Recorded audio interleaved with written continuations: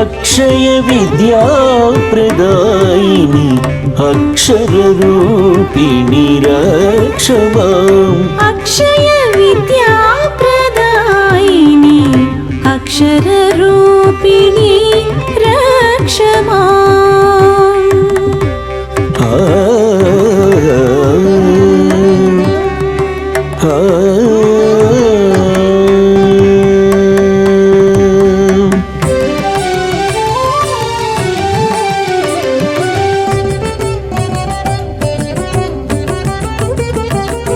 లక్షణ లక్ష్య గాన విచక్షణి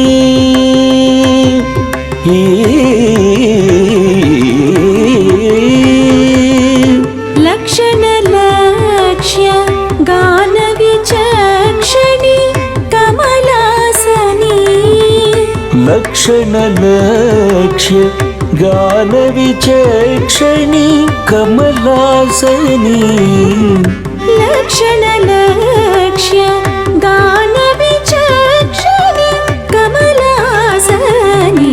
పద సనిద ప ద మ మ పద ప మ రి మ రి నిద సరి మ పద సనిద ప ద మ మ పద ప మ రి మ రి నిద సరి మ రి మ ప రి మ పద మ పద స మ పద సరి మ పద స సరి మ పద సరి మ రి స నిద స రి స నిద పద నిద ప మ ప. అక్షయ విద్యా ప్రదాయిని అక్షర రూపిణి రక్షమాం.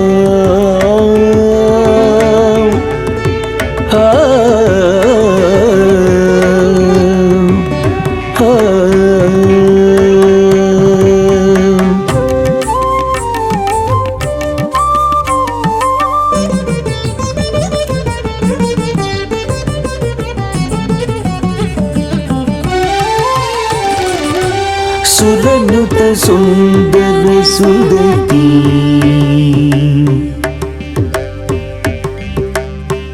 సురనుత సుందర సుదతి సరస్వతి కురు సతతి. సురనుత సుందర సుదతి సరస్వతి కురు సగతి. సురనుత సుందర సుదతి సరస్వతి కురు సగతి. హరిసుత విరించి ప్రియ సతీ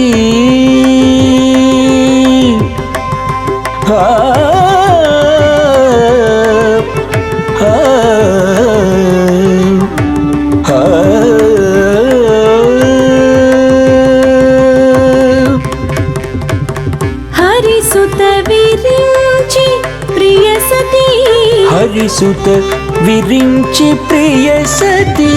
నిరత మహిత మంగళాకృతి. పదాంబోజ సద్భక్తిం సదా దేహి శ్రీవాణి కళ్యాణి. పదాంబోజ సద్భక్తిం సదా దేహి శ్రీవాణి కళ్యాణి. మోదిని వీణా వాద్య విదూషిణీ మణి సదయ హృదయిని గీర్వాణి మృదుపాణి అలివేణి. అక్షయ విద్యా ప్రదాయిని అక్షర రూపిణి రక్షమాం.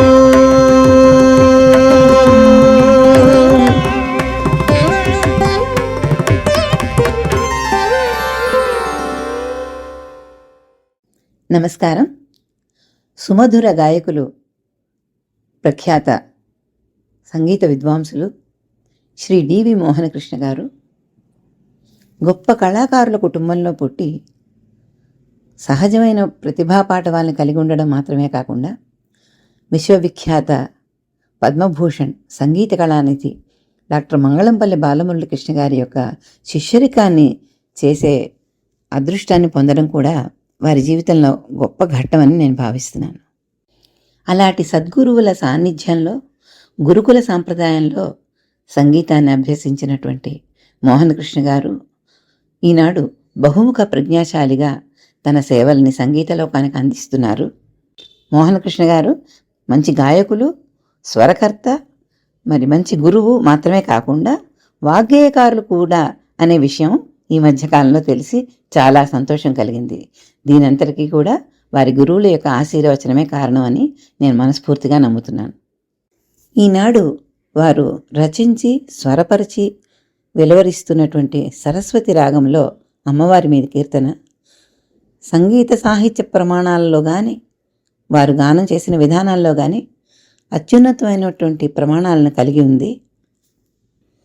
ఆహ్లాదకరమైనటువంటి సంగీతము, ఎంతో గంభీరమైనటువంటి సాహిత్యము కలిగి, అలాగే స్వరపరిచే విధానంలో ఎన్నో ప్రత్యేకతలు నాకు గోచరిస్తున్నాయి. వారు పల్లవిలో ఉపయోగించినటువంటి పదాల పొందిక చూస్తే అక్షయ విద్యా ప్రదాయిని, అక్షర రూపిణి, రక్షమం అంటూ 6 క్రియలకి 4 క్రియలకి 2 క్రియలకి వచ్చేటట్టుగా పదాలు పొందుపరచడం అనేది సంగీత లోకంలో మాకు గోపుచ్ఛేయతి అనే ఒక విశేషం. అదేవిధంగా అనుపల్లవిలో లక్ష్య లక్షణ గాన విచక్షణి కమలాసని అని చెప్తున్నారు. లక్ష్య లక్షణ ఒక 4 క్రియలకి, గాన విచక్షణ ఒక 4 క్రియలకి, కమలాసని అని 4 క్రియలకి వచ్చేటట్టుగా స్వరపరచబడి, అంటే ఇది సమయతి. అదేవిధంగా వారు రచించినటువంటి చిట్టస్వరం, దీని స్వరం తీసుకుంటే ఎంతో క్లిష్టమైనటువంటి లయ కాన్సెప్ట్స్ తోటి రాయబడి ఉంది. అటువంటి క్లిష్టతరమైనటువంటి లయ సౌందర్యం కలిగిన సంచారాలకి ఎంతో భావయుక్తమైనటువంటి ఔచిత్యవంతమైనటువంటి పదాలని ఉపయోగించి సాహిత్యం తయారు చేయడం అనేది వాగ్గేయకార అంశగా నేను భావిస్తున్నాను. ఈ విధంగా ఒక ఉన్నత స్థాయికి చెందినటువంటి సంగీతజ్ఞునిగా రూపుదిద్దుకుంటున్నటువంటి మోహనకృష్ణ గారికి నా శుభాకాంక్షలు తెలియజేస్తూ, వారి నుండి ఇంకా ఎన్నో ఇటువంటి గొప్ప రచనలు రావాలని, వాటన్నిటినీ మనందరం విని ఆనందించి పాడుకొని సంతోషిస్తామని తెలియజేస్తూ సెలవు. ధన్యవాదాలు.